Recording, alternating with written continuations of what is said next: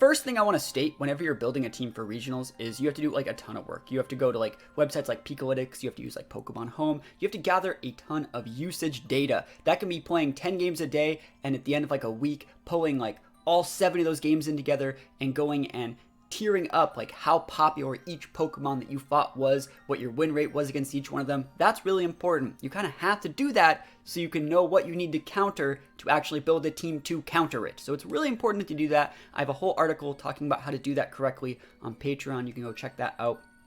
I've already done a little bit of the work for you. We're going to take a look at the part 1. We're going to list the threats. And again, we don't really need to respect Leckies, Rillas, Gastrodon in this initial team building phase. We just need to respect the restricteds. And these are the top 5 based on usage stats. So I actually played a bunch of games and most of them had Kyogre, most of them had Zacian, some had Yveltal, some had Cali-Ice, some had Groudon. But those are the top 5. So when we're building our teams, we're looking at building teams around Pokemon that can beat those 5. Yeah, it's really important to understand the importance of usage stats so you can actually see where these things are popular.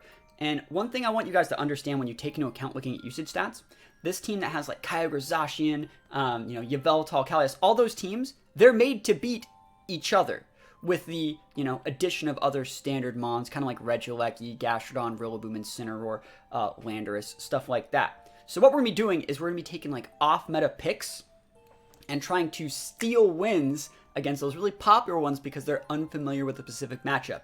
So like, for example, if like we're going to be picking some Pokemon a little bit later, we really want to respect Kyogre, Zacian. So the Pokemon we want to pick, we want to have good matchups versus Kyogre, Zacian. It's kind of hard to explain. We'll get into it the further we go down this. But yeah, even like Pokemon that have good matchups against specifically Zacian, we're going to put in bold. And we don't really want restricteds that have bad matchups versus those restricteds, just because, we want to be able to win. And again, I don't think that it's a good idea to utilize just your restricteds to beat them. Because like they'll have a good enough matchup versus most restricteds. We're going to talk about it. Let's start scrolling down.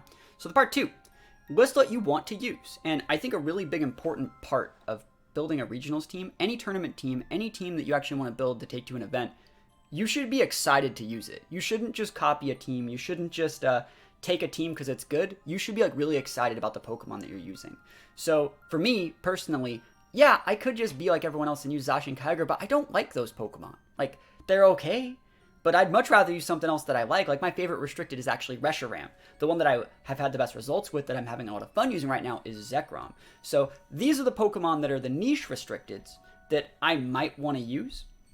Zekrom's a lot of fun. I like me some Duskmane. We're talking about Duskmane. I think Lugia is very underrated. I might actually end up using a Lugia. Reshiram's my favorite. Both Giratina forms are okay. Kyurem Black's also really good. And Ho-Oh, I'm thinking about making a cool Ho-Oh team. So I also wrote exactly what I was planning on using it with. So yeah, I think the Ho-Oh is another really cool one. And if you take a look at it, like a Pokemon like Zekrom, for example, there's a reason why it's on the top.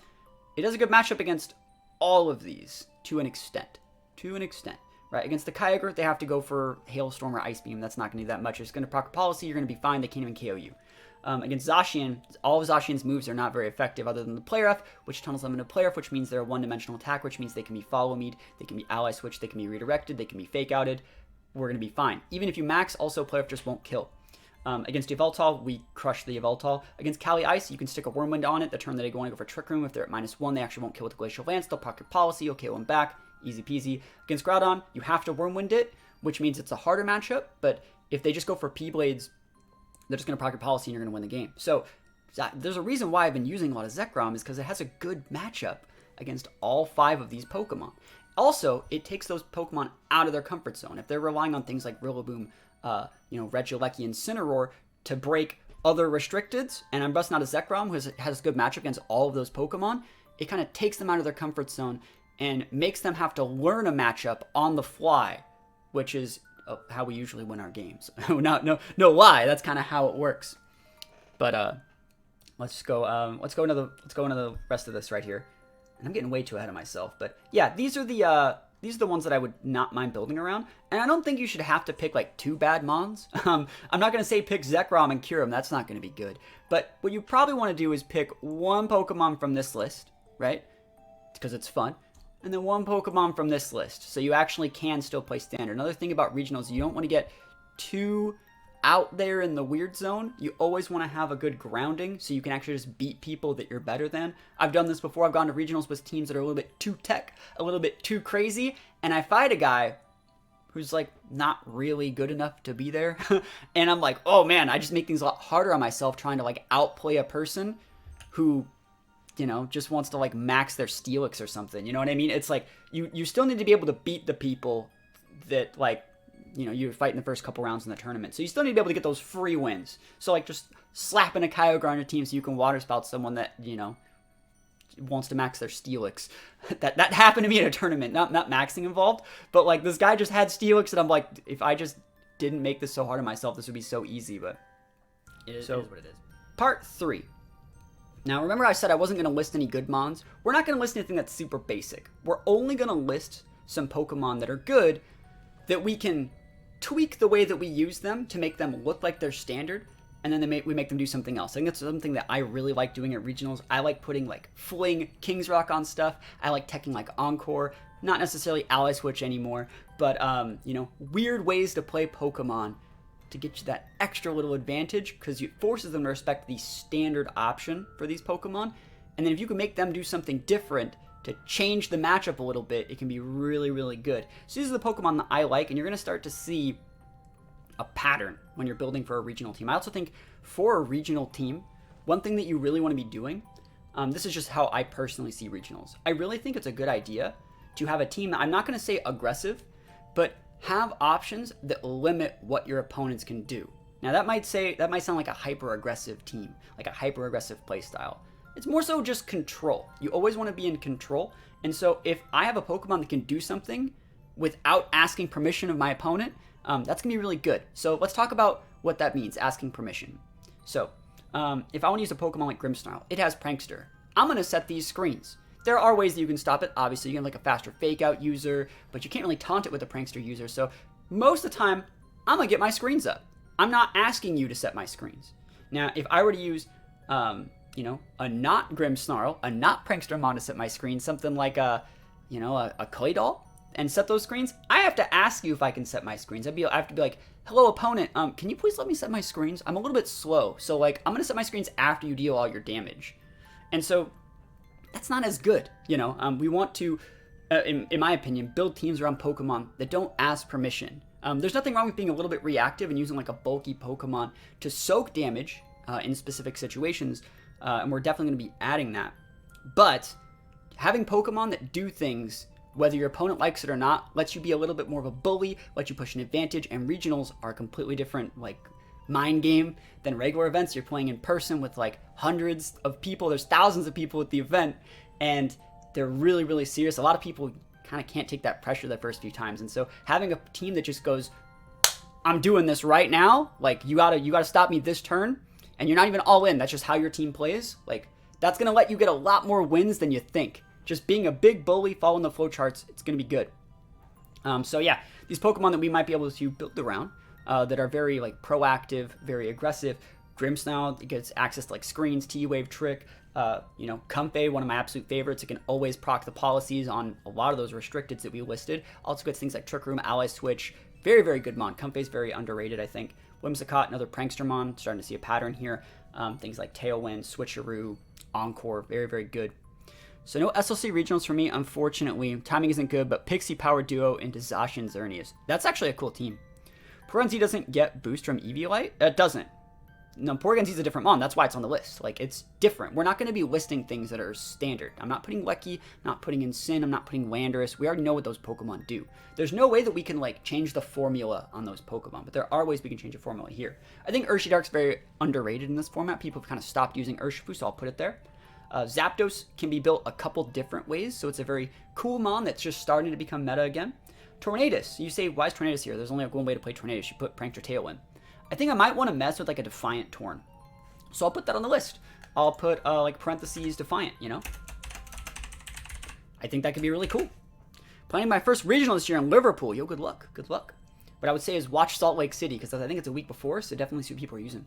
Rillaboom here. The only reason I put Rillaboom here, even though it's a standard Pokemon, is I think I'm going to play a lot more defensive Rillaboom with like actually like Protect, maybe Sub, so I can elongate its presence on the board, because whenever Rillaboom gets on the board, people like to nuke it. So I'm going to put Sub here. And I want to kind of pair that Rillaboom with that Ho-Oh we were talking about earlier. So I think it's actually going to be a different way to play Rillaboom. After you Entity Mail catches people off guard. I would see that coming. I've taken that to an event before. Will this be going up on the YouTubes? Really informative so far, but not sure if I can stick around the whole time. We'll see if it goes on there. I don't know. I feel like Rilla's a little bit slow for sub. See, that's the thing. Rilla's slow for sub, but we'll see if we might be able to make that work. Like, could a full speed Rilla work? Like, if I have Tailwind up, am I going to have like an Icy Wind partner? Maybe I pair it with something. See, like, that's the part where you get into like the later phases of the team building where you can try and make those ideas work. But trying your best to think outside the box to get the idea is what's good. Spectrier, I think Spectrier is just underrated.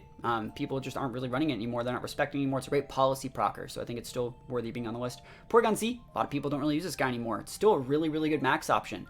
And the fact that it's a special attacker, it's just absolutely amazing. Like a weakness policy PZ actually hits super, super hard.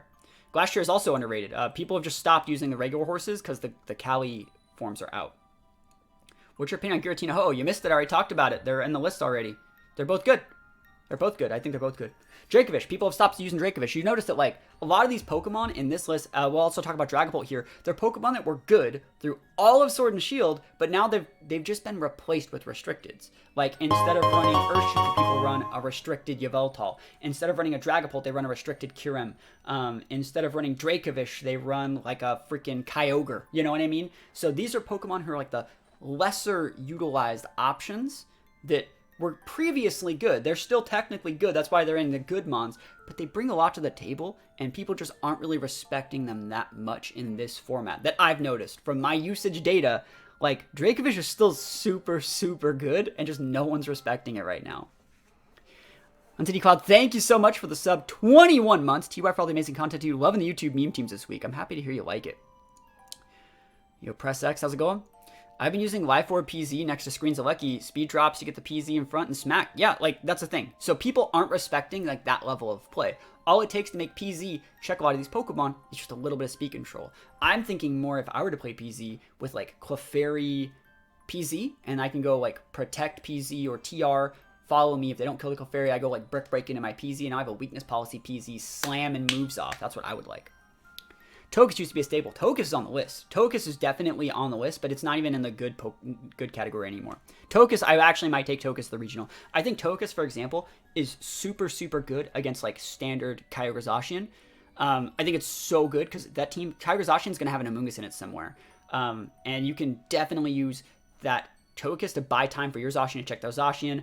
You can crit dragons. You can do so many things. You can beat Rillabooms. It's like Kyogre Tokus is so good, and I would not be surprised if Kyogre Tokus like won the regional. It's just super good. It checks the Rilla. It checks the Amoonguss. Himotop's good as well. But yeah, these are just good mons in general that you know, we want to use them proactively. We want to be a bully, and I think it's pretty important. I'm starting to play Pokemon TCG. Do you play or strictly VGC? I actually have a TCG channel. I'll put a link right here. We're going to start uploading some more TCG channel to that. I had to take a break from the TCG channel. Basically, you guys remember, like, we're still in quarantine, kind of, you know, like, but do you remember when cards were, like, impossible to get for the longest time? It also became impossible to get code cards. So code cards got really expensive, which means I couldn't really buy any. I couldn't get new cards, right?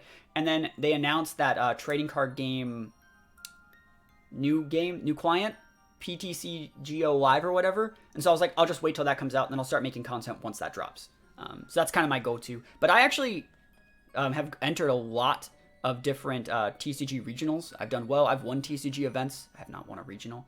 But I like actually playing TCG at Pokemon Regionals more than VGC, because it's just a lot of fun. Is there any other Pokemon Electric and Dragon type? There's Dracozolt. Yeah, Fable says, yeah, I'm taking a break until TCG Live comes out. Yep. What's your opinion on Cinder and Tillian? They are on the list. They're down here. So, like, the thing is, we'll be talking about them when we get to them. But yeah, I like TCG a lot, and I want to make some more content. But Draco doesn't get Mold Breaker. It doesn't. Yeah, it does not. Yeah, you can't really use a Dracozolt instead of a Zekrom. Because also, the reason why Zekrom is good is because Zekrom is a special attacker, in my opinion. That's what makes it good. Special attackers are just better in this format. It's my opinion. I think special attackers are just better. Because all that someone has to do is bring in Cineroar. Whatever list so far. Yeah, it's a good list. I've put some work into this. And we're not even, like, done. We're kind of just doing the basics right now. So, let's move on to the next part. I'm going to get one more sip of my coffee. We're going to move on to the next part. Okay. So, the next part is going to be talking about... Well, let's just go to it. All right. Let's go. So, list your supporting cast. Open up the boxes in-game or on Pokemon Showdown, and then list the Pokemon that you like. So this is where you're really picking the Pokemon that you like. Again, you should always be really happy with your team whenever you go to regional. You're just going to play better. I know that sounds really cliche and really lame. Like, truly strong trainers know how to win with their favorites. It's like, no, actually, what's going to happen in a regional is you will get a hard loss. You're going to lose this. You're going to lose sometime. You're not going to go undefeated unless you're me, right? I've done that at the day one, right? I can say that. I've gone undefeated on day one. But no, really. You're going to take a loss in rounds 3, round 4, maybe even round 1 to somebody. And the things that get me continuing to play when I don't want to play anymore, like I take losses really hard at regionals. The things that get me wanting to play are using Pokemon that I like, you know, because even if like, I don't want to play anymore, man. Mons suck. Like, I can't believe I missed that Heat Wave. I'm just going to be done. It's like, no, actually, I made this team and like, I really think it's cool when like the combos pop off using Pokemon that I like. And I like seeing the looks on the people behind me's faces when they see me use something cool. I like seeing the look of people watching the stream and they're like, oh, that's so sick. Or even my opponent's face when I hit them with tech that they could not see coming. Like, I love that feeling. So using Pokemon that you like, you know, it's what lets me do that, right? So yeah. You're not going to go undefeated using a bad team. I mean, I did it, you know. I did it. I used what is it, Sceptile, right? But yeah, you should be using Pokemon that you like. So let's take a look at some boxes here before we actually get into the list, and we'll just take a look at some Pokemon. I agree using the poke that you like, and people don't expect on BDSP is fun. People think they can stay in on Hypno without getting put to sleep or poison. Yeah, Hypno's good. Anyways, let's just take a look at some boxes and see if there's some Pokemon that we might want to utilize for some of these. So let's actually, should we do this right now, or should we just go down the list and then add Pokemon as we want? Because you can also just like, if I open up this window back again, right? You can also just go into like Showdown and go down this list right here and just start finding Pokemon that you like. And that's some people look at it like that. I like to look through my boxes because when I look through my boxes, right, I'm looking at each one of these Pokemon and I think of the way that I like to use them. So it's not so just saying that it's a Scrafty. It's like, nah, this is my Scrafty, right? I used to use Snatch Scrafty. I've taken this is actually a Scrafty from a tournament, from a regional. Like this is my Porygon Z. This is my Malamar. We should put Malamar on the list. That's a cool one. 44 special attack, Yveltal, Oblivion Wing, 252 HP, special EV like Caterpie. Physical Sceptile. Physical Sceptile is good. Frostlass right here. This is my Frostlass, you know? So it's like how I like to use them. But now let's just take a look at the list, and we can, you know, you guys should do that in your own games. Yeah, I've already done that. I've already done that, and I've gotten a list here of things that I like. So let's go back to the list. And then we'll talk about specific things here.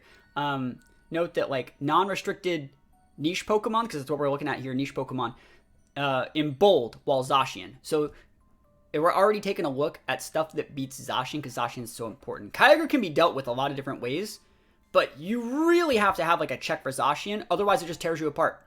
Because Zacian will just beat all of your Maximons, it'll beat your Restricteds, it'll beat everything, right? So you have to have things that can check their Zacian while also trying to not lose to these other Restricteds. It's pretty important. So like, for example, the first one here that we have bolded is like Metagross, right? And Metagross walls the Behemoth Blade, it walls the Play Rough. Sacred Sword's neutral, but Metagross is bulky. So like, that's why Metagross can kind of do okay versus Zacian. Let's just scroll for a little bit more. Celesteela, same thing. Scizor, same thing. Salazzle, perfect example of a Pokemon whose typing beats all of Zacian's moves. Its fire typing beats the Behemoth Blade. Its, poison typing beats the Play Rough, and the fire typing also beats the Play Rough, and then the poison typing beats the Sacred Sword. So realizing what Pokemon that are niche Pokemon that you can use to beat Zacian is really, really important.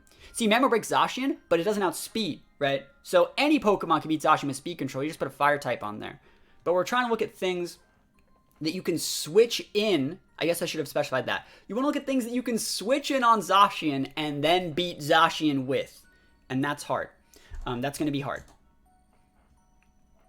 So I guess I should have specified that. But anyways, let's take a look at the list. So The first Pokemon that we're going to be talking about here is Sableye. Very, very good Pokemon. It gets Prankster. Again, another one of those proactive Pokemon. We get to do things whether you like it or not. It can proc policies. It can go for like Trick Strats. It can go for Will-O-Wisp. It can go for like Metal Burst. Big stabbed foul play. I like Sableye a lot, and it's really, really good. After that, we see Metagross. I think Metagross is underrated. Metagross is another Pokemon that, you know, you get to do what you want. You have the Clear Body. We don't care about Intimidate. And a lot of people have stopped using Metagross over like Solgaleo. So if you really want to use Solgaleo, maybe think about just using a Metagross and opening up that restricted slot for something else. Like, I do think a team of like Kyogre Metagross could be almost as good as like a Kyogre Zacian team. And you throw like a secondary restriction there that would not normally be in that team, like maybe a Shadow Rider or something weird. That's how you can make a cool team that looks almost standard. It can function almost as good as a Kyogre Zacian team, but just a little bit different to give you the advantage in the matchup. Yeah, Sableye's a pain to play against. I would agree. Up next is going to be Vikavolt. I think Vikavolt's actually a really cool mon that a lot of people aren't really utilizing. I've always thought of Vikavolt, because it gets Levitate and it's electric bug type. I've always thought of Vikavolt as like a bug type Rotom. I know that sounds really weird, but I think it's a really underutilized mon. It's a little bit reactive. But it's cool and it's worth putting down on the list. There's nothing wrong with taking 1 second and typing out a Pokemon just to, you know, let you think about it. It's just a cool mon. It's good versus Lekis. It's good versus Rillabooms. It's okay versus Incineroars with the right team. Are you starting to see like the slight situations where like, oh damn, Vikavolt like might be really good. It's good versus like Gastrodons too. Like it's good versus Kyogre if you make like a vested set. Like you're like, oh shit, it's good versus like Zacian, Kyogre, Rillaboom, Gastrodon, Regieleki. Why aren't people using Vikavolt? I don't know. See? You gotta think outside the box a little bit. Next one's gonna be Garchomp. I think Garchomp's cool. A lot of people say like, why don't you just use Landorus? Well, the reason you don't just use Landorus is because Defiant and competitive users are really big, and they might be really big at the regional. And you can bring Garchomp against Melodic, but you can't really bring Landorus, right? If like everyone's using Thundurus, they're like, you can lead with your Landorus into their Thundurus and proc the Defiant, but you don't want to do that, right? But you can lead Garchomp into that Thundurus, and Thundurus is like, oh shit, it's a Garchomp. And then that's good for you. So sometimes Garchomp can be really good. Garchomp also has a few unique ways to be played that Landorus really doesn't. It's also bulkier than Landorus. So yeah, you don't get the Intimidate, but you get a lot more like versatility, a lot more bulk, and just generally a harder scout onto Garchomp. Also, like Rough Skin is a really good ability for breaking sashes. So I think Garchomp's definitely worth putting on the list. But I don't know where we'll play it if we even play it at all. But I do think Garchomp's good though. Garchomp's great. It's also faster than Landorus, which is pretty important. Serena. Let's go down here. So Serena could have also been up in the category up here of good Pokemon. I think Serena's absolutely amazing. I don't know if you guys saw my YouTube video today. We basically just won the YouTube video today with like Serena, Urshifu, and Dracovish. That's basically it. Like, Serena's still really, really good. Again, it's one of those Pokemon that doesn't let your opponent play the game. It's like, okay, cool, you need Fake Out to work? How about you don't get your Fake Out? Oh, you need Thunder Wave to work? How about you don't get your Thunder Wave? Queenly Majesty's very, very good. It says you get to do your thing, and there's not a damn thing they can do about it.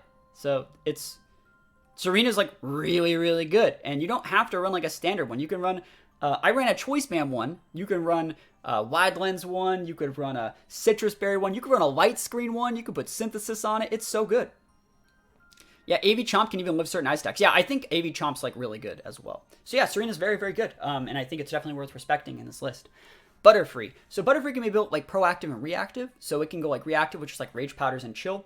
Or it can go like Tailwind. It can go with the big G-Max Befuddle. I think I'm probably going to use Butterfree for Utah. Just throwing that out there. Like, I want to have fun. It's my favorite Pokemon.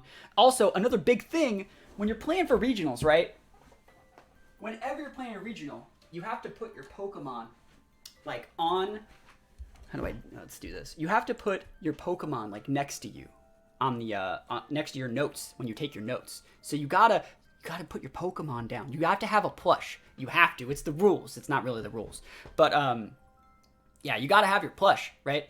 And so what I really like to do is build my team around forcing them to respect the plush and then just doing something different. Right? So if I sit down there with this Butterfree plush, they're like, oh shit, it's THATSaplusONE, the guy that uses Butterfree. He's a Butterfree plush. There's a Butterfree in his team. He's going to use Butterfree. How do I stop the Butterfree? And I'm like, I'm not bringing it, you know? Like, I'm just not bringing the Butterfree. Or if I do, like, I do. But either way, like, it's really tunneling them into respecting the option. And And I've gone to tournaments with, like, you know, even on terms where I have, like, plushes for other Pokemon I like more, but I've had, like, a Sableye plush when I use Sableye to get them over-respecting the Sableye. It's, like, pretty important, I think. So, yeah, your plush is important, in my opinion. I think it's a little bit of a mind game. And where was I going with this? Oh, yeah, Butterfree, right? Butterfree is really cool because I know any regional team, if I'm playing against Zang, Wolf, whatever, I'm not going to get 2-0'd by anybody. I'm not. I'm at a level, I think, where I'm probably not going to get 2-0'd. I mean, I'm not going to say it's impossible, but my teams are too best of one serious to, like, get 2-0'd. I'm going to take a game. You're going to have to fodder a game to figure out what my teams are doing as the opponents, right? You have a Wooloo plush? That's the one thing I really don't like about Sword and Shield. There were no regionals, right? So I can't get my Corviknight plushes, my Wooloo plushes. I'm gonna buy so many plushes of this damn regional. I need 2 backpacks to take them all back. But anyways, yeah, I'm gonna get a game. I am gonna get a game. Whether it be game 1 or game 2, I'm gonna win one because you're gonna have to basically, the good players kind of fodder game 1 sometimes to figure out what the opponents are doing. Chimp, how's it going? And so the cool thing about Butterfree is you can win game 1, you can try your best in game 2, which is how I kind of like to play it. And then in game 3, I mean, if you ain't got any options, you can just go for the big befuddle and pray. You know, go for that Dark Void. Right? Yeah, like, I've done that a bunch of times. And sometimes you win, sometimes you lose. But no one likes fighting that guy. No one likes fighting the guy that's like, I paid like $2,000 to come to this regional. Let's just risk it all for a befuddle. When I go back to play at regionals, I'll use my secondary card name, Tapu Woohoo. That works. Yeah, I think Butterfree is really cool. And I definitely love Butterfree. It's definitely worth respecting. Togekiss, that's the next one on the list, right? I think Togekiss also could have been put up here in the good Pokemon list. But I think it's really dropped off. And I think a lot of people are running like Regieleki and Zacian make Togekiss super hard to use. But I think Togekiss can be perfect on a good team centered around like protecting a Kyogre. Togekiss can also be a good max option. You can still scope lens it. Choice Scarf's Togekiss is still good. Like there's a bunch of options Togekiss brings to the table. And it's good at checking Amoonguss. It's good at checking Rillabooms. It's good at protecting the Ogre. So I think that it's good at checking like Yveltal. It's good at fighting Groudon. So there's things that Togekiss does that other redirection mons don't. And so I think it's definitely worth respecting. Fling Landsat on a live orb Togekiss. Just fling it onto a Lugia, you know? But yeah, Togekiss is cool. And I think Togekiss is definitely a Pokemon worth building around. Work is slow, so I'm here. Also, mobile Twitch has so much delay. Does it? Does it really? That's crazy. Well, thank you so much. Happy to hear you stopping by. All right. Now, the next Pokemon is Kommo-o. Do I think Kommo-o is really good? No, I don't. But I always build around Kommo-o when regionals come around. I always like take a look at Kommo-o because I feel like Kommo-o is a Pokemon that's so underutilized. I really do. Let's take a look at some Kommo stuff. Where's Kommo Arigato? Kommo Arigato, Mr. Robot. So this is a Pokemon. Like, if this Pokemon was in BDSP, that format would have been so different. There's just so many things it can do. It gets such good abilities. It gave it the Iron Defense Body Press. Like, it gets Soundproof. It gets Overcoat. It gets another ability, too. There's just so many things Kommo-o can do. It gets Taunt. It can be physical. It can be special. It gets Dragon Tail. It gets a ton of support moves. I just think Kommo-o is, like, a really, really, like, underrated mon. And then, like, similar to the Garchomp, people don't... It also has a really unique way that it wants to get played, which is that big Clang Soul, right? Everyone expects the Clang Soul, and, like, you can see these Kommo-os that I have, like, don't even have it. Like, this one has it. But it's such a cool Pokemon. Yeah, everyone says Kommo-o's bad, but, like, they're just not trying hard enough. I think me and Diamond are people that really have, like, stepped out and experimented with the Kommo-o meta. And Kommo-o can be one of those Pokemon that, like, if you kind of look at it again, Kommo-o is one of those Pokemon that excels at breaking the not restricteds. So if we take the restricteds off the table, let's talk about what Pokemon are popular. Regieleki, Rillaboom, Gastrodon, Incineroar. Kommo-o fucks all of those up. Like, a lot. And so you can use Kommo-o to pressure those support pieces. Even all the like Trick Room setters and stuff like that. Like Kommo-o does not give a shit. Like he's gonna come in. Como coaching's pretty good. Como-O's sick. Yeah, so I always think it's worth respecting Como-O and definitely including it in any team buildings that you do, because it also has a really unique typing. Like, Dragon Fighting is so cool. Grassy Seed. Yeah, there's so many cool things Como can do, like Iron Defense, Body Press, Grassy Seeds. Like, this is a good mon. It gets Belly Drum, too. Like, Como-O is sick. It's so cool, and you should definitely be respecting it when you're, like, built. Like, it's one of those Pokemon that can make the magic happen, I think. It walks a fine line between being reactive and proactive, and it forces your opponent to respect your options a lot more, so you can use that as bait in the team preview. Like, think about it. If you're going to fight against, like, a standard team, like Kyogre, Zacian, Incineroar, Amoonguss, Tornadus, and then, like, normally you'd see, like, right here, you'd see, like, a Rillaboom. Imagine if that Rillaboom was just a Como-O, how that completely changes that matchup. The whole matchup is changed, you know? Because, like, the Rillaboom or the Incineroar in that slot's super normal, but when you replace it with, like, a Como-O, they're like, fuck, now I have to respect, like, Clang Soul, Tailwind, Redirection Clang Soul. There's so many things, right? There's just so many things to respect when you add one Pokemon. Belly Drum Como won the last regional that took place in Utah. There you go, right? So, there you go. The last time they had this regional, the Como-O won it. So it's definitely worth respecting. Let's take a look back at our list. Choice Scarf Lucario. Alright, Choice Scarf Lucario. So, let's take a look at Lucario. And a lot of people are like, Lucario? I haven't heard that name in 10,000 years. I think Lucario is still actually a really good Pokemon, if used in a specific way. I don't think the Justified version is good anymore, but I do think a Inner Focus one can be good. So you can go, it doesn't get followed me in this game, Unfortunate, right? But that was an old way they used to use Lucario like that, was when like Z-moves were big. I used to use Lucario like that. I also think it's a good idea to take a look at like how things used to get used. It's really important. You're actually going to see a lot of the Pokemon that are in Unite, like, are good in these games that are making my list. Let's find the right Lucario. This one. This Lucario set can be like really, really good. So Final Gambit, Inner Focus Choice Scarf. So what you can use this Lucario as is like a Zacian check, like heavy HP speed. So you can outspeed the Zacian, Final Gambit, trade your Lucario for the Zacian. We do be taking those. You also have the ability to like crunch Shadow Riders, very good. You have the ability to close combat if you want a big stab move. And you also have the ability to feint. So you can pair like this Choice Scarf, Lucario with like a Shadow Rider. You can feint them to break a wide guard. Like, it also KOs 0 HP, like it also KOs Scarf Ogre, and it speed ties the Ogre as well. They're both 90s. So you can see like this is utilizing a Pokemon in a way that it wouldn't normally be used to check the meta, because we're respecting those top 5 big restricted Pokemon. This Lucario technically has a good matchup against almost all of them without losing to things like Fake Out, without losing to other things that like would pressure us because we have the ability Inner Focus. Again, it's one of those Pokemon that says, I'm doing the thing, I'm not asking permission. I'm just going to use Final Gambit. I'm just going to use Crunch. I'm going to use Feint. I'm going to use Close Combat. They're all things that break and limit what your opponents can do, so it's really, really good. Misty Surge here. I think Tapu Fini is cool. The reason why Tapu Fini's usage dropped off from like Series 8 where it was everywhere is because like dual restricteds with like Zacian kind of messed it up. Zacian checks Fini. So like this was a standard Fini set with like Protect, Leftovers, Muddy Water, Moonblast. Very, very standard. Nature's Madness is good. Yeah, same. There's the Tapu Fini right there. That was a good... Yeah, Tapu Fini is great. Like this is a set that like I've used. Decent special attack investment, heavy HP with some Spadef, defense, and just a little bit of speed. It's a great mon. And I think Tapu Fini is another Pokemon that most people would look at it and say that it's good reactively, defensively. But I think Tapu Fini can be used a little bit more proactively, and using it to just set the terrain to ace. First of all, take away terrains, so it's good protecting your Pokemon from taking the big damage from like Rillabooms. It's also good at stopping your opponents from getting like status, like Grimmed, Thunder Waved, like Will-O-Wisp and stuff like that. So it's a great partner for something like a Solgaleo, right? Or a Groudon.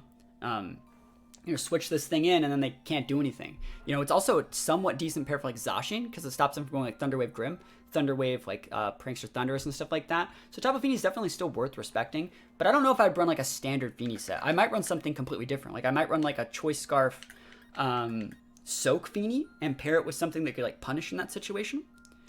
Let me see how many other Tapu Finis I have. Yeah, Heal Pulse Fini. That's a good one. I like Heal Pulse. It gets Icy Wind 2 for some speed control. Tapu Fini is historically used with Zygarde. This was a Tapu Fini that I used in Ultra Sun and Moon. I don't think it gets Swagger anymore. I think they took that away. But like this is what I used when I went to my last regional. I used this on one of my teams that had Primal Groudon in it. And so you would go, you'd get up like a Trick Room or something like your Dustmane, and then you'd bring in your Feeny, and you'd swagger your own Groudon to give it a +2, and then just set the gravity so you can just +2 P-Blades everything. Yeah, so like this was a cool set, and you had a Heal Pulse if you wanted it, and this also had the terrain. So it's a really, really cool Feeny set from that format. Is it just 252 squad? Oh, no, I even put some Spadef in there. But yeah, it was a good set. It was a good set. Let's see the next one on the list. A Selgor. Okay. Yeah, I put a Selgor on the list. And this is just my list, you know. These are Pokemon that I like to build around and respect. Let's just get rid of that Misty Surge. All right, a Selgor. Why would we use a Selgor? What does a Selgor bring to the table? It's a good question, right? I only have one Selgor in this game. And that is this Weakness Policy 1, which I don't think is great. But like a Selgor gets Final Gambit, a Selgor gets a bunch of cool stuff. This isn't even right to write a Selgor. Yeah. Huh. Let me look at this as Selgor. Did I EV train this thing at all? Was I like gonna do this and I didn't? No, I did use it as Selgor. I don't know where it went. It might be in my daycare. I might be using it to breed right now. But I did use a Weakness Policy as Selgor for a video. That was a lot of fun. A Selgor, it's like Water Shuriken.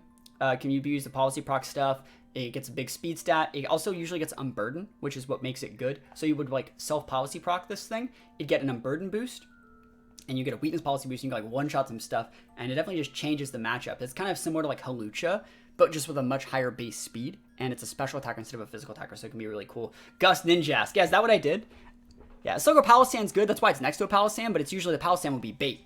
It would be bait. That's the trick. All right, next Pokemon is Ditto. I don't need to take a look at Ditto. There's Ditto, my team. So, this team right here that you can see uses a Ditto. I have this video coming to my YouTube channel on Sunday. I think this comes out on Sunday or Saturday. One of those days. It's going to be Sunday. This comes out. It utilizes 2 restricteds that I would say are low power. It's like a bulky Tailwind Yveltal with a Zern, but like you can kind of see both our restricteds lose to Zacian. You can just play off the Yveltal or Behemoth play the Yveltal and just Behemoth play the Zern. So it's going to be really hard to fight against Zacians. And so because it's hard to fight against Zacians, I put a Choice Scarf Ditto on my team, which means if you want to use your Zacian, I get to be your Zacian. I get a 3rd restricted. What's the Dreadnought build there? You gotta wait until Sunday to see it. But spoiler, I won all the games. Like I played 3 games, I won all of them, and this team works really well. I even didn't really bring the restricteds that much. I just won with like a mix of like Aegislash and Ditto, and with like Dreadnought to set like a G-Max move. So it's cool team. Ditto's great. The last regional I went to was at like Knoxville, I think, and I got top 32 with Ditto. I used Ditto, Palkia, Primal Groudon, Gothitelle, Mega Sally, and Incin. That was my team. But like Palkia Groudon is not normal. Was not normal back then. It was vested Palkia, and Ditto's so good. So really, really cool team, and yeah, I think it's definitely worth respecting. It's a good imposter, just copies them and takes other boosts. Let's see, Celesteela. Celesteela is actually really cool. If you remember Celesteela, remember what we talked about. We want Pokemon that have good matchups first. Oh, Celesteela is also bold, right? It's bolded. That means it can check Zacian, right? They can obviously Sacred Sword it, but like it's neutral, so you're fine. They're going to kill you. But you block the Behemoth Blade and the Player Fist, which is really, really nice. The stronger the meta, the harder they get Dittoed. Yep. Whimscott's cool. Yeah, Whimscott's always been good. Have you ever tried Room Service Ditto? Yeah, I have a video doing that. Alright, but anyways. Yeah, Zacian Xerneas. I think Zacian Xerneas is good. It's just, Xerneas is really underrated. Xerneas is really slept on. I would agree. Xerneas is super slept on. Let's check out the Steela. So, this is like an aggressive Steela. You can go physical Steela with like Fly and Heavy Slam. That's going to be good. Let's just take a look for it. So, we're going to look for like flying. Not fighting. So flying, steel, and we'll make the ability beast boost. That's how you search Steela.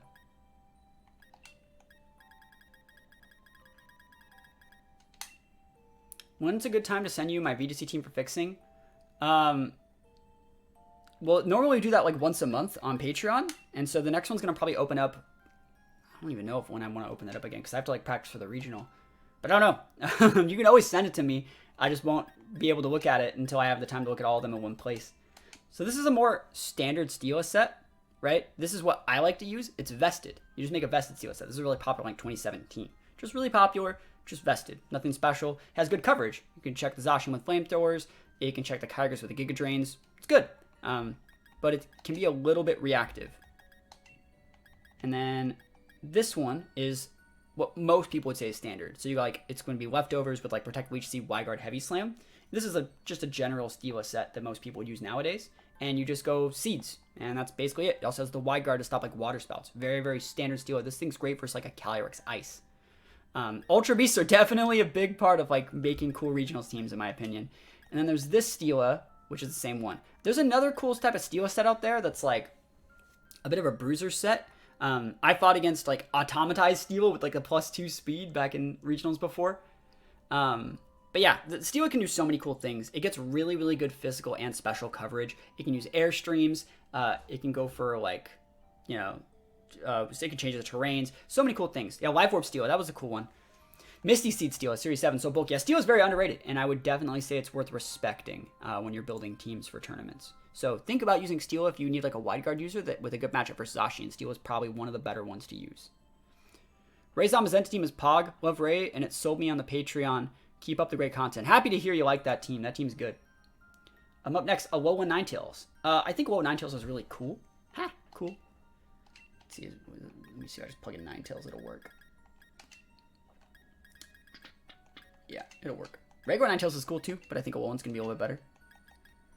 So there's this one, which is more of like not good. This one's built for singles, so that's like nasty plot. But like Freeze Dry, Moonblast, Blizzard sets the weather. Weather setters are really underrated. And a lot of people when they play with Kyogre, like when you're a player that uses Kyogre or Groudon, you're really expecting opponents to have like other Kyogres or Groudon to take your weather. You're not expecting a Ninetales. The cool thing about Ninetales, I made a video on my YouTube channel talking about how to win a game with like any Pokemon, or how to build a team with like any Pokemon. And it actually heavily featured Alolan Ninetales, because Alolan Ninetales has a good matchup versus Kyogre and Groudon. Like, you don't need to Blizzard them. You're just the Ice type. You could Freeze Dry both of them. They take a lot of damage. You can Encore them if they want to protect against those things. You have the ability to set the terrain, and you can use your weather to take away their weather, which makes it so, like, you know, it disables their Swift Swim or their Chlorophyll mons. So it's a really, really good mon. What's my favorite weather type to use? Probably Sand. But this is another example of, like, a cool Ninetales set. This was made for singles as well. You just go for a Disable Encore Lock and, like, a Battle Spot singles team. We have more Ninetales tech over here.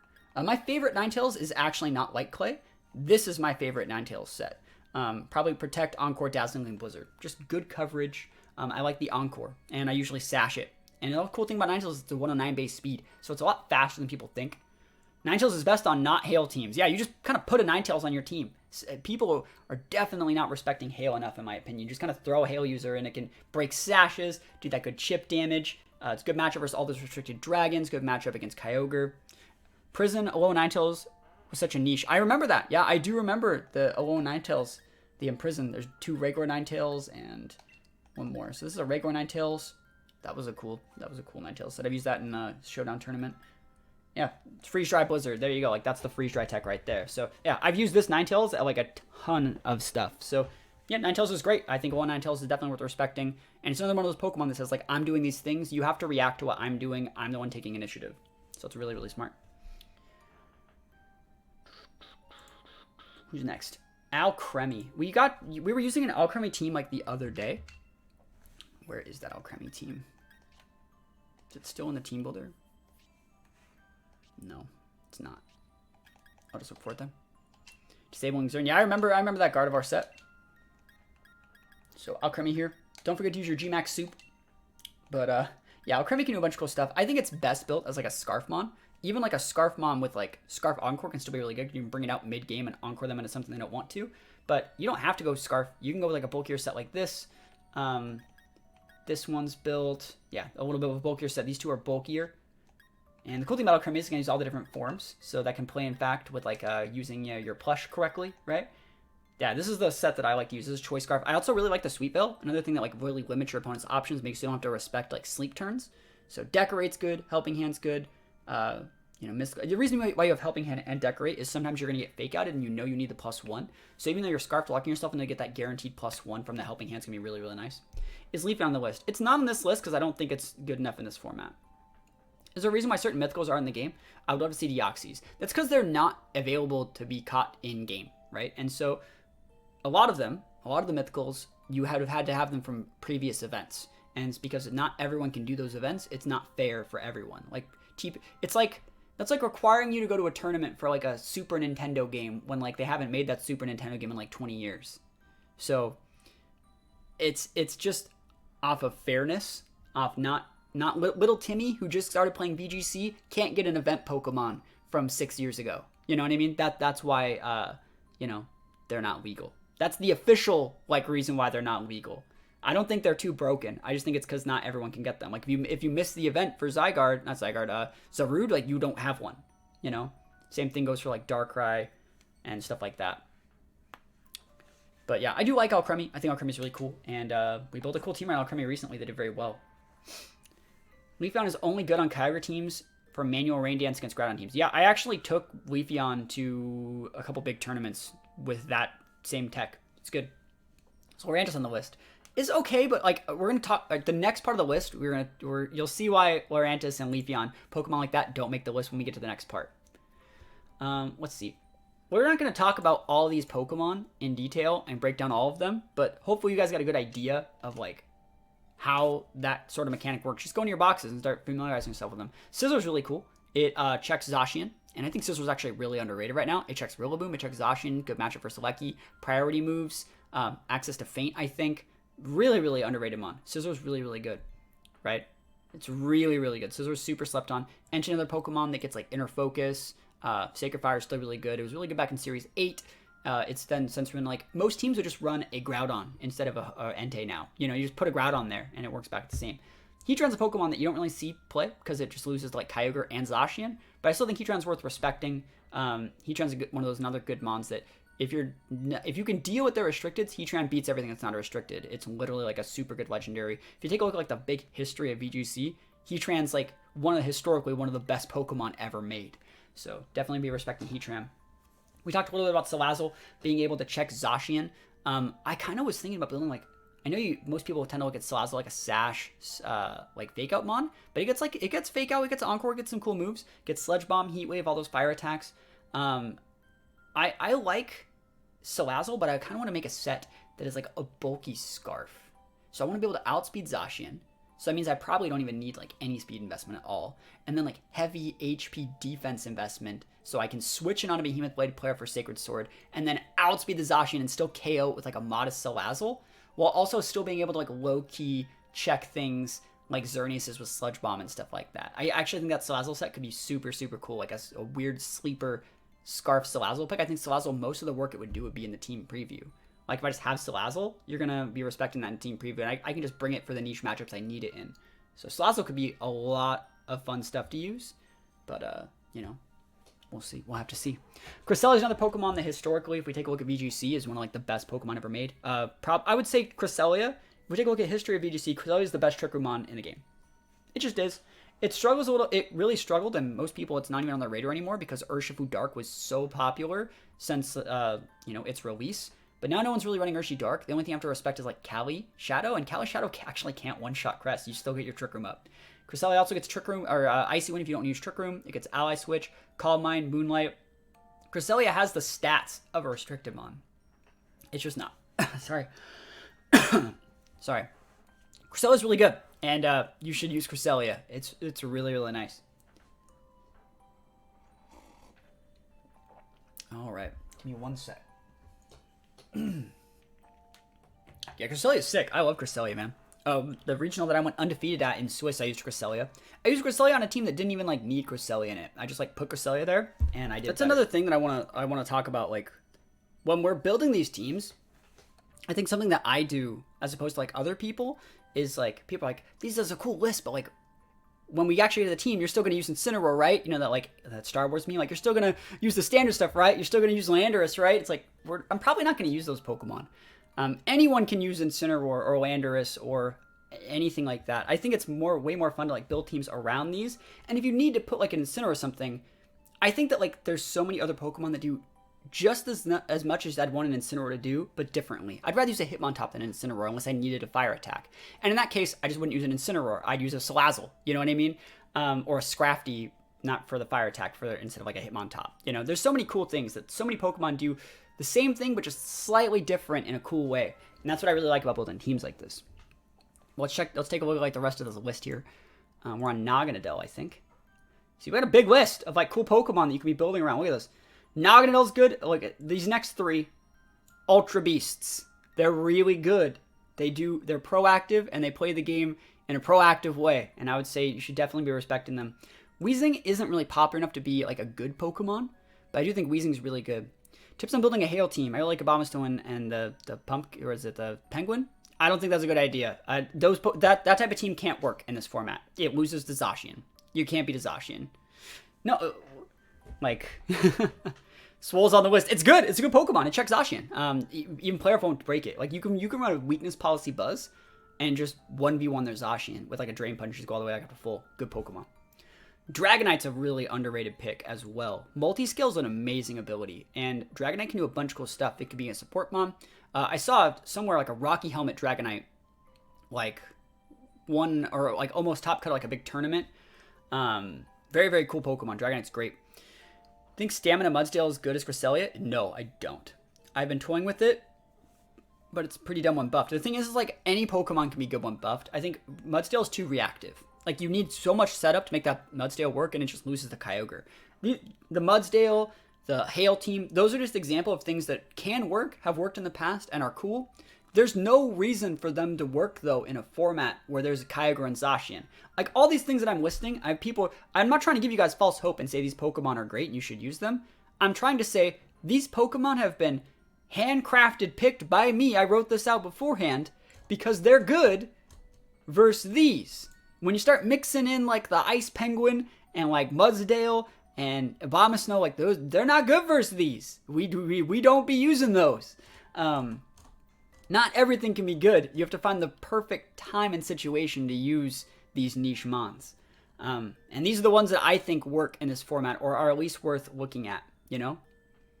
Yeah, Buzzwole is OP. But yeah, Mudsdale just takes way too much like time and investment. You can get crit, you lose to a screen. You can get, it's just not great. Yeah. Yeah, there's a reason it's just Ninetales and not other Hail mons. Yep. So, yeah, that's my opinion on that. But Dragonite's great. I think Zoroark's another cool mon. I've taken the Zoroark team to a bunch of tournaments. I probably have more Zoroark CP than I think anyone else. I almost 100 of CP with Zoroark, I think. And one of my favorite Pokemon to disguise Zoroark as is Lugia. And because, like, they don't know if you're multi-scale. Like, they see no pressure, so, like, all right, it's multi-scale, but they don't know if that means it's Zoroark. And Lugia's weaknesses and Zoroark's weaknesses are very different. So, yeah, I think it's a really cool Pokemon. So, like, if you ever see me play Zoroark, I'm probably playing Lugia on that team. And then Aegislash. Aegislash was in the team that I showed earlier. Very cool mon. It can be built physical or special. It gets wide guard sub. Obviously, Aegislash is a lot weaker in this gen than it ever has been, because it's when you go into max mode, you can't go back into defensive stance. So it's not really a great Maximon. And they also made it, they nerfed its offensive stats, and they nerfed King Shield to being only a -1. So Aegislash has gotten every nerf possible. Still a good mon. Sorry, that's how it does work. Yeah, the guy who thought you were cheating with Zoroark and Lugia. Yeah. I never want to say who that is, but it's a prominent player in the community. Never been to a regional, can you explain CP? So CP stands for circuit points. When you go to a regional and you finish in like the top cut, you get like a point value for the circuit, right? It's like championship points, circuit points, however you're going to call it. And basically, if you get like it's either 300 or 400 in a season, you qualify for the World Championships. And so if you would like win a regional, I think you get like 150 or 200. If you get like, you know, second place, you'll get like 100 or 125 or something. I don't even remember the payout, but it goes all the way down to like top 8, top 16. So you can usually get about like 30 for getting like top 16, or if it's a bigger regional, you get like 50 or 80. But if you get them for like placing well in tournaments. If you're in the top, however much CP, you qualify for Worlds. Yep. So that's the whole point. And the thing is, I like to get CP with the bad stuff. I have like 40 CP earned over the course of my life with Absol. Most of that being with Mega Absol. I have a lot of CP with, I have like 12 CP with Dunsparce. So it's like What's the most CPU gained in the past? I've qualified for Worlds in 2015. No, sorry, 2017 and then 2015. I almost dual qualified in TCG and VGC. I was about 40 CP off getting a double qualify. So yeah, I mean, and also I'm not the type of person. I don't go to locals. I think that's a really important thing to note about me is I don't really go to locals because there's not really any in Northern California. The only PCs and mid-seasons I enter are at regionals. And when I go to a regional, I'll give you my rundown of the last like 5 regionals I've gone to. You've gotten roughly 100 CBO talk specs. There you go. The last like 3 regionals I've gone to, I usually do okay in the main event. The last regional I went to, I got top 32. It was Knoxville. Actually, the last regional I went to was Santa Clara, right? At what point do you drop out of the regional after losses? I try not to drop out because like I like building teams that are fun to play, whether I like it or not. So that's the thing. But if you three losses, if you get 3 losses before round 5, drop. That's the good rule. 3 losses before round 5, drop. But anyways, talk specs also on this list. Let's see. So I went to Santa Clara regionals and I was forced dropped by the judges, then that was a whole other thing. But I also top cut the PC, right? So I top cut one tournament, and I was using the Dunsparce Absol team. So I top cut the PC, and didn't do that well in the main event. It's one of the first, and I was forcibly dropped. So it wasn't even like it was a misunderstanding on all sides. I was in a situation where I said, man, if I lose one more time, I'll drop because I lost the first round in a very close game against a good player. And that player then told the judges that I was dropping, and they dropped me. And I was like, okay, well, I guess I'm out of the tournament, even though I paid like money for this and traveled. But okay, whatever. Anyways, so that happened. And then Knoxville, I top cut the PC on day 1. I got top 32 in the main event, and then I top cut the midseason on Sunday. So it's 3 top cuts using 3 different teams. I used Sceptile. What did I use? Yeah, I used Duskmane day 1. I used Palkia Groudon day 2, and day 3 I used Electrode Sceptile. Cool stuff. And then the tournament before that, what regional was that? What year are we even in anymore? Magic the Gathering, the judge wouldn't take his word for it. All right, so like I don't even want to go into that right now, but basically the judge came up to me and asked, and like I gave him, I was really salty that I lost, so I gave him a really passive aggressive answer. And he just dropped me. It was super weird. No. They asked me. The judge asked me in like passing when I was like walking away, and I gave him a very passive aggressive answer because I was pissed that I lost. But I didn't say I was dropping. I didn't say I wasn't dropping. I gave him more of a whatever. And again, stupid situation. But that's what it is. What was the event I went to before that? What was the... Let's think. Knoxville. Santa Clara. Did I go to any other events in that year? Well, let's go to the 2018 then. I went to the mid-season... Sorry, the Premier Challenge. It's always going to be Premier Challenge, main event, mid-season. Right? What side events are usually done on Friday? I've seen that Liverpool are only doing Saturday and Sunday, but maybe they do Friday too. They're probably going to do Friday for side events. It's just like little 8-man tournaments. You can get tickets for a prize wall. You can win plushies or packs or mats and stuff like that. They're worth doing. They're fun. I have fun in side events. I like side events. I'm one of the few people that likes them. But yeah, I'm going to talk about Seattle regionals. I top cut the PC on day 1. I got top 8. Didn't get CP because it was only top 4 got CP. I got top 32 in the main event. I got 20th. I should have gotten top 8, but I didn't. I lost my last round. I lost my last 3 rounds, but it is what it is. And then I won the mid-season on the last day. So you can see, and then let's go to an event before that was like San Jose regionals. I didn't play the PC. I top cut the main event, and I was playing in top cut, so I couldn't play the mid-season. So basically what I'm trying to say is, I like to build 3 or 4 different teams for a regional. Oh, Dallas. Yeah, Dallas happened. I didn't do that too out in Dallas, but normally I build teams that will do well at some event. So like in terms of CP, you don't really get CP for getting outside of like the top 64 usually. And I like to build teams that can do well in all the events. And so normally I'll get about like 50 to 60 CP per regional because I'll do I'll get like my 30 CP from the main event, but I'll probably get like 12 CP from the PC and like, 10 to 12 CP from the mid-season as well, because I usually make teams that can top cut those. So like I'm the guy that likes to farm those other tournaments that are at the regional. That's just because that's the only time I get to play in those things. And so that's how I would get my invites, is I would just like farm the other tournaments that are there. Because also, if you're playing in the mid-season on the next day, the top 8 or top 16 are going to be playing in top 16. So the 16 best people aren't even in your mid-season. You should probably be able to top cut it.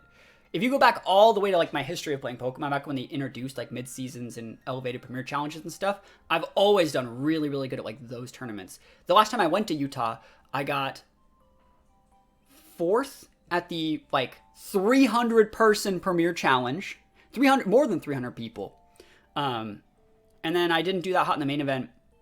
And then I won a Little Cup tournament. That was a side event. That was fun. They had a Little Cup side event. And then did I do the PC the next day? I don't remember. But I got top 4 in like a streamed like 300 plus player premier challenge at Utah. That was ridiculous. There are no side events this year. There are side events. There are side events. There's no premier challenges in mid-season, but there are side events. Those are different.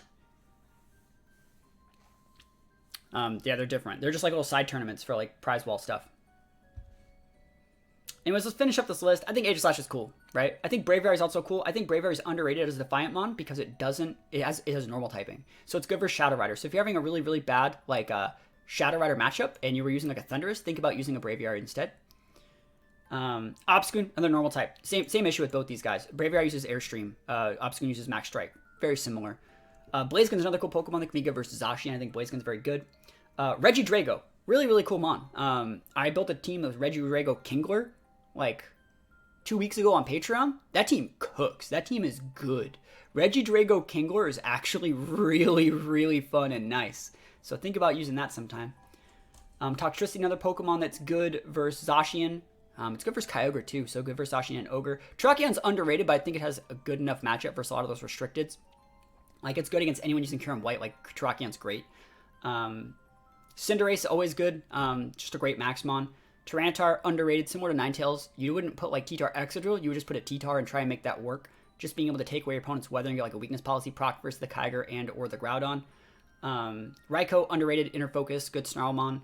I would probably use Raikou over a lot of other electric types in the format, I think. It's very, very cool Mon. He also gets, like, Scald if you want to, like, use Raikou with, like, a Seismitoad as a teammate and go, like, Max Geyser enable the Seismitoad. That's something that could be cool. Corviknight isn't really that great, but I'll put it on the list because it has a good matchup versus Zacian. And it could be okay. Using it to get rid of screens is what I would probably use it for, like a G-Max set. Top Coco is always worth using.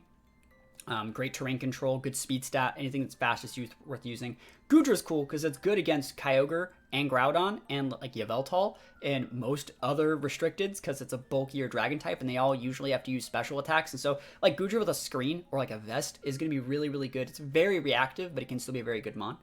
Gyarados is great. I've used Gyarados in Top Cut a bunch of tournaments and I like Gyarados over Landorus a lot of the time. I tend to play my Gyarados like a Landorus. And I know that's a lot more easy for people to see now since they both use Max Airstream, but I tend to use like Intimidate Gyarados much like a Landorus. Back when people were scarfing all their Landos, I was scarfing my Gyarados. And I just see what Gyarados and Landorus is like two pieces of the same pod, but I think Gyarados has better defensive typing in certain situations. And it also forces people when using like Ice Beam Kyogre, you can use a Lightning Grab Mon or Redirect stuff. It's really good. What about Tauros? Tauros isn't that great. I don't think that... See, like, I've talked about it.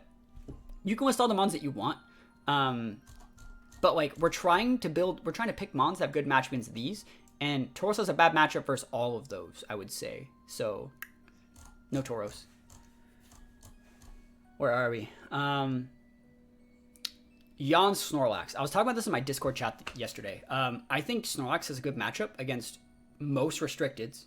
It can yawn. It can live through anything, basically. It forces them to respect a G-Max option, which you probably wouldn't even be. And then, like, you can just yawn almost anything. Snorlax is super good right now. I don't know why no one's using Snorlax. Like, I would hate to fight against someone that's using Snorlax, because Snorlax is, like, really, really good. It just doesn't die. Again, those Pokemon from Pokemon Unite, Lucario, Snorlax, Aegislash, like, they're good. There's a reason why those things are popular and good. I think Intellion's also really good, too. Very fast Mon. Snipe Shot's a great move, playing through redirection. It can allow speed control, it gets dual screens. He has a great max option. I think Intellion's definitely underrated. Yeah, I would say Intellion's a really, really cool Mon. What's your opinion on Tyrant? I used Tyrantrum like 2 days ago. I went against Jan Snorlax the other day and it annoyed the crap out of me. Yep. Miltank is a better chance than Tauros. I would say Miltank does, yeah. But yeah, I think Intelligent's really cool. And just like Cinderace, very, very good. What would you use on Snorlax EV spread? We don't take a look at that yet. So when we're building teams like this, you're still a week away from like really even going into your EV spreads. Even if you're gonna use it, don't even like you just press the showdown button and don't even try to know what your EV spreads are until you know what you need to be beating specifically to calc in conjunction with your teammates, your movesets. Your EVs are the last thing you should be doing. So there isn't just like a Snorlax EV spread that you use. You have to do tons and tons of work gathering data and then you do your EV spreads last. Belladrum, see like Entity Snorlax Belladrum, that's super standard. You're forcing them to respect that option. I don't think that's the way to play it, especially because like there's so many unnerved mods in this format. I think Mandibuzz is also a really cool mon. I'm not a big fan of Galarian Moltres. Yveltal's cool. I like Mandibuzz, man. Overcoat. Good ability, right? Good typing. Snarls, Foul Play, Tailwind. Why don't people use Mandibuzz? Like, straight up, why don't people use that Pokemon? Like, Black Glasses Foul Play, like, does 80% to Zacian. You can make it bulky enough to not die to Kyogre, get those Tailwinds up. You can't taunt it, it's a Dark type. Like, Mandibuzz seeming good right now. I guess Calyrex Storms are what's holding back Snorlax. Yeah, it is. That's why you want to go with the Yawn one. Like a bulky, like protect Yawn leftovers Snorlax. Sounds good. Nihilego is another Pokemon that can also be pretty good. I think Nihilego is a very cool policy procker. It gets moves like Ally Switch, Brutal Swing, Trick Room. I like Nihilego. It also hard checks in Cinderella. So if you're having problems with like Cinderella on your teams, think about using a Nihilego. Yeah, you go lefties, thick fat. Yeah, that's how I would go the Snorlax as well. But yeah, I think Nihilego can also be really good. I also think another cool bond that is just gonna make this list is Lycanroc. You're starting to see that like Pokemon, they're like just being fast is sometimes being fast with a good type or a unique move, like a Cell Rock, for example, on Lycanroc, can be good. All the Lycanroc forms, I would definitely take a look into using in these formats. Just a really cool mon, and it's something that like a lot of people would not have familiarity with. So, yeah. Any hope for Slowpoke? They're okay. Slowpoke's okay. Slowpoke actually is the slowest Trick Room setter. So if you wanted to go like Sash or Eevee like Slowpoke, you could, believe it or not. Someone's done that before. Yeah, the Slowking lines are okay. I've used them before. They're all right. I don't think there's a problem with them. But that's basically where it ends. Noivern's cool. I think Frisk is a really, really good ability that can be utilized to, to scout your opponent's like cheese ahead of time. So if they have like an eject button, switcheroo tech, you can use that to scout. It gets Tailwind. It's a very fast mon, good coverage. Noivern's definitely good. Yes, Noivern with Surf Policy Torkoal. That's what it was. That was like an actual team. I remember that happening.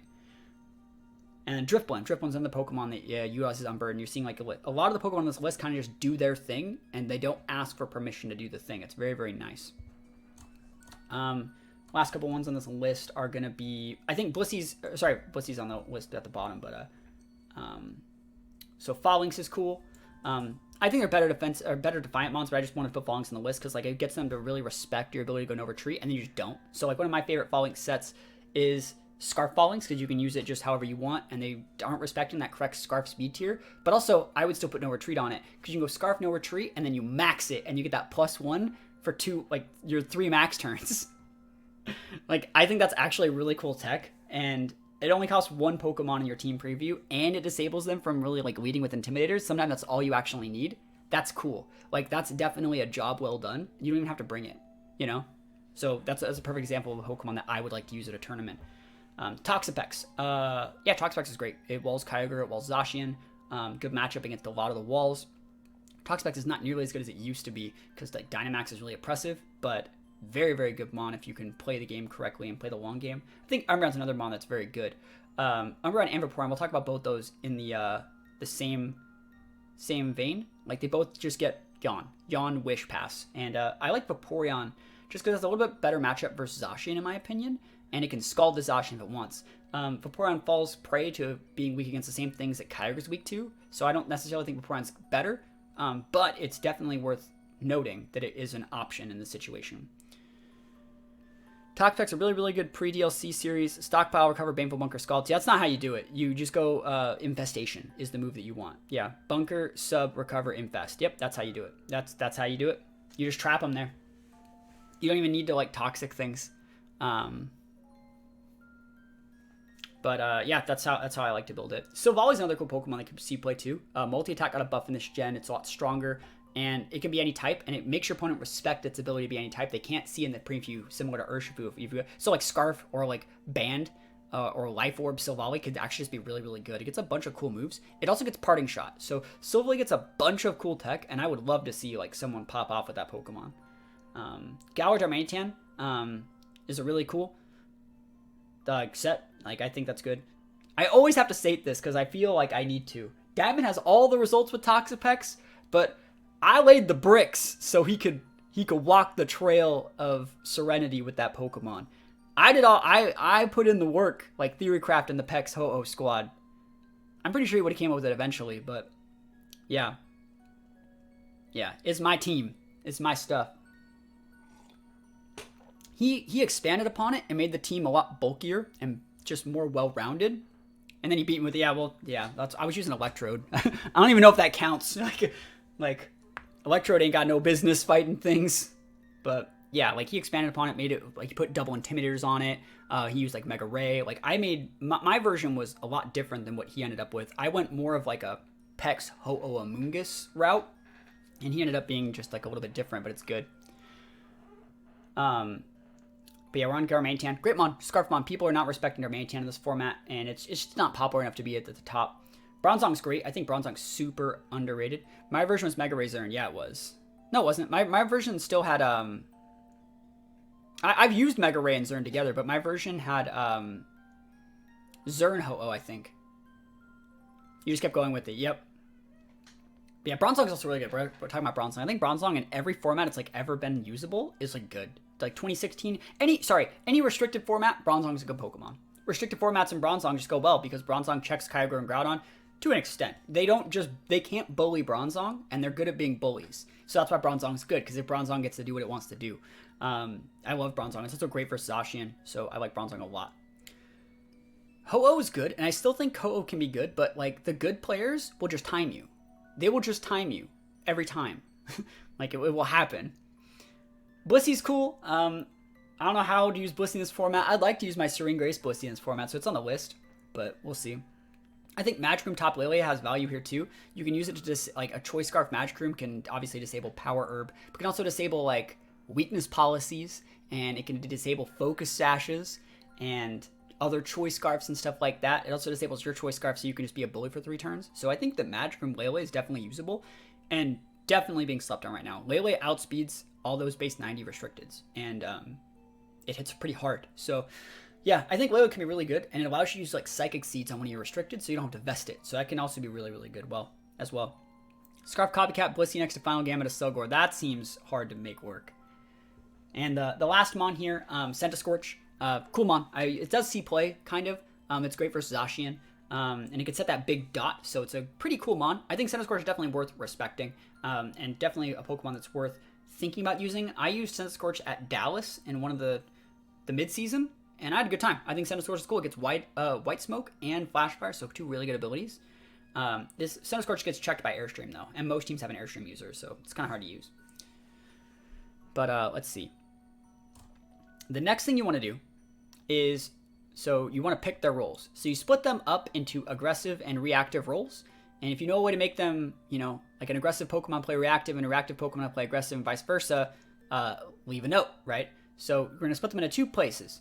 Pokemon that don't let your opponents play the game, which are aggressive Pokemon, and Pokemon that ask if they can play the game, right? So for example, a Pokemon that doesn't let your opponent play the game is something like Comfey. It's going to use Triage to use priority boosted foil healings and Drain Kisses to proc policies and heal your Pokemon, and we're not asking for permission to do that. The only things that stop that are a faster than base 100 speed fake out, and they can only do that on the first turn, so you can just go double protect and then do it. You're not asking permission. You're doing what you want to do. You're dictating play. You're being the bully. You're the one being proactive. So Comfey would go in this slot right here. An example of a Pokemon that asks if they can play the game, a reactive pick that from the ones that we listed here, is something like that Mandibuzz that soaks a little bit of damage, puts up Tailwinds. Goodra would go in this situation as well. Toxapex would go in here. Now, I will say that most of the Pokemon I listed would fall into that first category of the, win the game, ask questions later. Serena falls in that category. Lucario falls in that category. Ditto falls in that category. Let's see. Entei falls in that category as inner focus. Salazzle would fall in that category. All the Ultra Beasts kind of fall in that category to an extent. Weezing falls in that category. Blaziken would be a little bit more aggressive. Let's see. Cinderace would be more aggressive. Nihilego would be more aggressive. Noivern would be really aggressive. Lycanroc would be aggressive. Drifloon would be aggressive. Phalanx, Darmanitan, stuff like that. Those all get to do what they want to do regardless of the opponent. And you always are just playing your game, whatever that game is. Solgaleo is reactive. It can be. I would say Solgaleo is actually aggressive because its ability is Clear Body, right? It's Full Metal Body. So I would actually put Solgaleo in that aggressive department. And what I mean by aggressive is it doesn't have to go first to be aggressive. It just has to do the thing that you need it to do without taking into, the thoughts what your opponent's doing. Like, Solgaleo doesn't really give a shit what your opponent's doing. The only thing Solgaleo's problem is it sometimes doesn't have enough damage or like a good enough offensive coverage to deal with things. Right? I feel like I don't have to do anything when I play Solgaleo. Like, I can just max it. You're not going to kill me, I have to not lose to a Charizard, but, like, that's not hard, I can fight your Groudon. I can fight a lot of stuff with Solgaleo. You just got to max it, So Solgaleo would be in that aggressive category for me. Versus, like, things like Dialga and Eternatus would go more into the defensive category. Dustman would go into the defensive category. Lugia would probably go in either. Depends on how you want to play it. Rayquaza would go in the aggressive category. We'll see what the rest of these... Let's look at these guys now. Grimmsnarl would go in the offensive category Comfey, offensive category Whimsicott, same thing Urshifu, can't intimidate it, auto crits. Zapdos I would put in the defensive category, personally. I wouldn't want to max Zapdos, but that's just my opinion. I know Max Zapdos is really good, but I just don't like the big full special attack Life Orb Zap. I like more Eerie Impulse Roost type stuff. Tornadus, if I'm using a Defiant, either way Tornadus you're going to play, it's going to go in the aggressive category. Rillaboom, the sub, this is more of a defensive option, I would say. Spectrier, probably more aggressive. Porygon Z, probably more reactive because it has to get Trick Room up first, in my opinion. Glacier, probably more reactive. Dracovish, aggressive. Dragapult, aggressive. So you can kind of see, even with these guys now, like Sableye, aggressive. Metagross, aggressive because it has Clear Body. Vikavolt, very defensive. So switches in soaks damage, does stuff after that. So hopefully you guys can like understand what you need to do in these roles. We're not going to go do that all day. We basically just went over all of them anyways. But that's the next thing you want to do. And then from there, once you know what each Pokemon's actual job is, then you can start picking like 2 or 3 of those guys out of a team, adding a couple restricteds, going into a team builder and seeing like your offensive and defensive coverage and your weaknesses and stuff like that. And so that's the next step you want to do, is do something like this. Like we were talking a little about using like Rillaboom and Ho-Oh. So we'll just type in Rillaboom and Ho-Oh. So you can see Rillaboom and Ho-Oh, they're actually pretty good coverage. Like Ho-Oh's weak against things like water and electric, right? Which Rillaboom resists. It's also weak against rock, which rock Pokemon have a weakness to grass, right? So Rillaboom's really good in that situation. Rillaboom's weak against like fire. Ho-Oh can switch in on there. And like ice and stuff like that. And Ho-Oh can beat Pokemon that use ice type attacks. So, and also we were talking about using like a Grassy Seeds pressure Ho-Oh with like a bulkier, like Protect sub Rillaboom. Ho-Oh can set the speed control for Rillaboom to do well as well. So it's a cool way to look at it, right? It's a cool way to look at it. And we wouldn't have been able to find this sort of team, right, without generally going in and making this list in the first place. Now, I haven't added any other Pokemon, but remember when I talked about this, I said you want to pick a niche Pokemon from here, and then you want to pick like one of these, right? Let's think about which one would go best in this situation. We don't want the Yveltal. It adds similar type weaknesses, more electric weaknesses, more ice weakness. We don't want that. Groudon could go okay. We don't really want the ice weakness or the water weakness. Kyogre clashes with our Ho-Oh, being able to turn us off there. Cali Ice would be cool if we want to go more of a Trick Room option, which we totally can. There's nothing wrong with that. It would add unique type defensiveness. Zacian would probably what I would think about going in that situation. So like we add the Zacian here. Zacian gives us a second fire weakness, so we don't want to go any more than fire type weakness, but it also adds a fairy type, which means the one way to beat these 3 physical attackers is by Wormwind. So if we always save our Zacian in the back, we're realizing now that since Wormwinds are really good against us, we can switch in Zacian in that slot to block a Wormwind. So just knowing that, theory crafting it is going to help. Seeds work even if the Mon's airborne. Yep. So these are just 3 Mons, and we haven't even picked the last 2 Mons, like the last Mons. The next thing you want to do now that you got your restricteds done, you'd start thinking about which of these mons do I want? Do I want to add the Grimmsnarl? Grimmsnarl could be really good here. It would add some cool stuff, so let's add Grimm. Just throw Grimm in there, easy. Grimm adds a second poison weakness, not that big a deal, since we also have a nullification as well. And then any of these other guys that we want to add, we don't have a policy to proc. We don't need any of these other ones. It might be cool to add something like a Dragapult. We don't really need the ice weakness, but you can see we have like 4 more slots left, right? So this is where we go down into here, and we pick like 2 Pokemon from here that might help support those Pokemon.